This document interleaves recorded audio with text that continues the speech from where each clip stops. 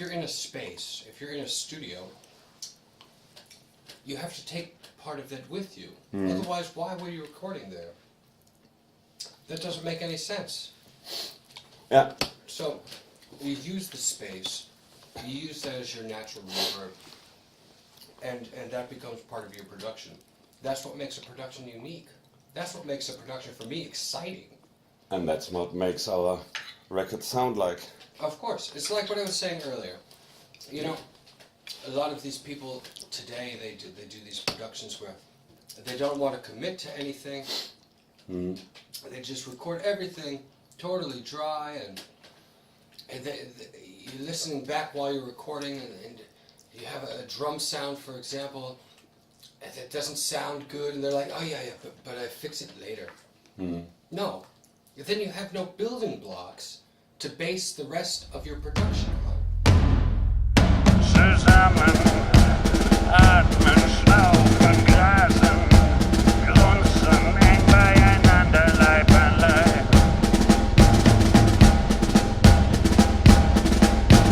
Dampfen und stinken, geduldig, behutsam, Leib an Leib.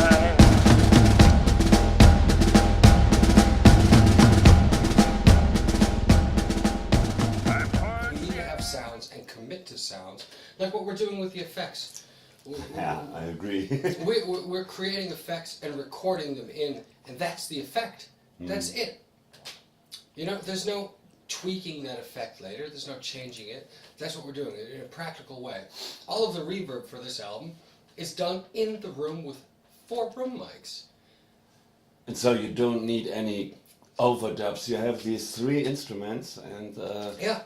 they sound in this room. Yeah, the Absolutely. 3 instruments sound huge. Yeah, indeed. And, like I said, I never thought this, but it is like I that. thought about how to do that for this production, that it works, and I think it does. You know, I don't want to overproduce a band, especially like you guys, but how do we make it sound larger than life while still being rooted in real life? Well, the ways production techniques, where you put your microphones, what microphones you use, using ribbon microphones for overheads and a 441 for a snare, because these microphones capture these deeper, thick tones with this more natural low mids that you don't get out of condenser microphones or Yeah. 57. And so when you do that, you already have a fat drum sound.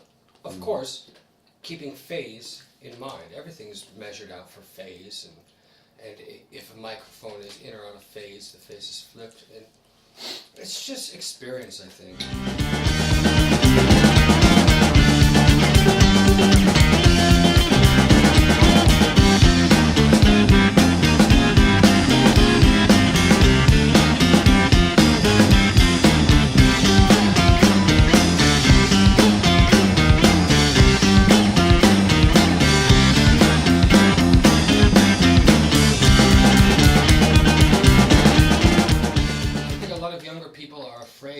To commit, and they don't trust themselves, you know.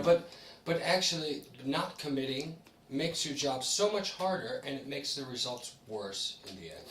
Yes, like my demo recordings, where I have to put 3 Walzetters, 1 in the middle and 2 on the right and left side, that it sounds somehow full, Right. and it doesn't sound full. And here I just played 1 instrument, the 1 Walzetter in the whole set mainly, and it's enough. It's fucking enough. You know, same thing with the bass. You know, something I thought about for a while, how to fill this gap between a Walzetter, which is not as thick as a guitar. It doesn't have as much low mids. That's it fills up interesting, this space in the sound field, you know? Yeah. And so, by running the bass through the orange amp, a guitar amp, and a 4x12 speaker cabinet, and using the direct signal for the low end, for the really deep stuff, we're able to fill that gap. And so, everything works. You know, I won't use any fake reverb for the drums or any of that stuff. Even for the vocals. we're recording vocals with a close mic and room mics, what, 30 meters away? Something like that? It's the same with the vocals. When I try to get the vocals somehow on tape, I have to record 3 parts of vocals, and I can't decide which vocal is somehow good and which not, and so everything is bad. And here in this production, you only hear one voice, and if there's a second, then it's the voice of another one. If you hear a second, it's for effect. So we do that in certain parts. We have this high vocal and low vocal at the same time, but it's only for effect in that part of that song.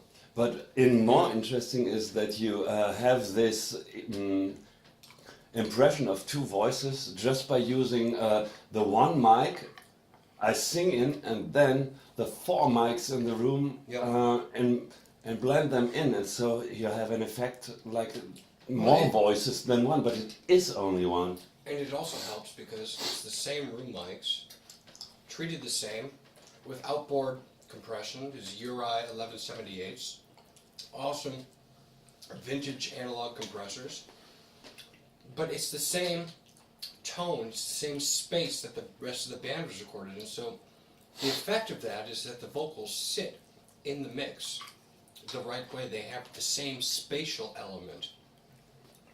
And a lot of people have no idea or have a hard time getting the vocal to feel natural in a song, to sit where it needs to sit within the soundscape. And when you're doing stuff like that, instead of using these digital reverbs and whatever, which they have their place, they really do, there's a lot of great ones, but when you're trying, for example, to do a very light, intimate part, and you turn up the room mics for the vocal, all of a sudden, you don't have this mono vocal that's right here, you have this width, and it sounds then like the person is really saying directly in front of you, like you're standing then in the room, especially when you have headphones on. Yeah.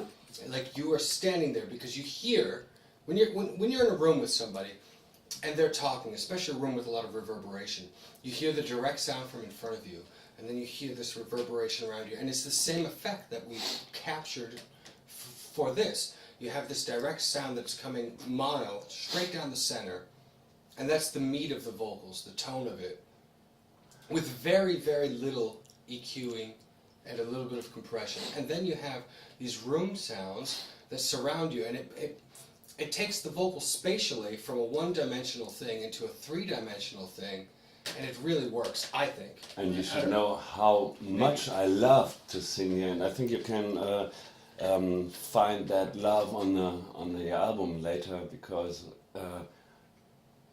it's so deep to sing that direct with a good microphone and a good room. It feels and feels especially not good. in a vocal booth. Yeah. Where you feel just like isolated in this little chamber. I mean, we're out in the same room right in front of the drums, where we recorded everything else.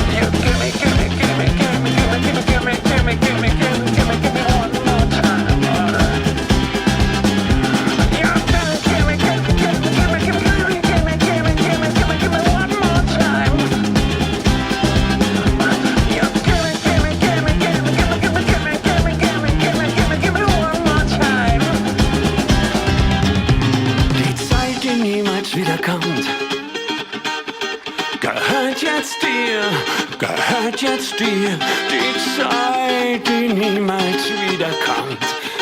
Gehört jetzt dir, gehört jetzt dir. You even have programmed an effect with your room. That was very impressive for me. I did. I sampled the room here and loaded it into a Cubase reverence. So you just load an impulse response, and that's nice. When I'm not working in this room, I can still use it And nobody has that, nobody else. Yes. I'm very interested in Unique. things that are unique, right? Yeah. That's why with the effects that we're doing, delays and reverse reverbs and whatever we're using for special parts in these songs, we're not using the same ones for every song. We're not using a lot of stuff that other people can use. We're trying to do as much things as possible in the room with microphones and placement and the sound of the room for the effects, rather than relying on other things and not using the same delays or effects in any other songs to keep it unique and interesting and engaging. And we have to say, in some of the songs there is no digital effect or something like that at all. On anything. Yeah. It's all practical mic placement, room, compression, and blending. And then that's just what you get. I like things in more of an old school way, I guess. And this is really good food from Tina, by the way. Awesome. That's how it works, motherfucker.